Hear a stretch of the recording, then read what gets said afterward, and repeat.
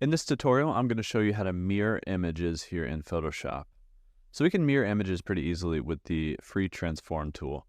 Now I have a photo here on the right, and I wanted it to be flipped so that the shadow is falling off to the right, and this brighter ear where the light is hitting is on the left. So to do that, I need to free transform this object. That's Command or Control T. I can also go up to File, Edit, down to Free Transform. You can see that there. But if we press Command or Control T, that's one of the most common shortcut keys in Photoshop.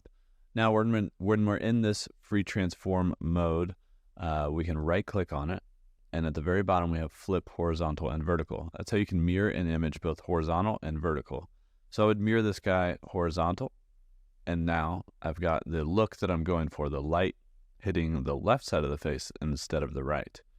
Now to commit this change or this free transformation, I just need to press Enter or my return key, and that's going to lock in that flip. Now this used to be easier to find in the Properties panel. I actually have old videos where there was just a flip button right over in here. For some reason that's not there anymore. It's also not even in the new contextual menu that they have.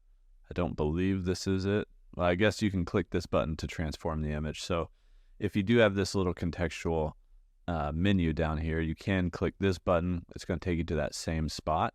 And then the contextual menu, actually, there you go. It gives you these options right here. So you don't have to right click. You could just click on these guys right here to free transform it.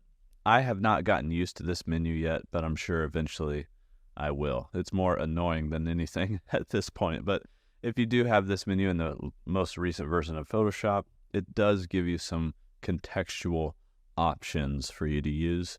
And that's how you can mirror images in Photoshop.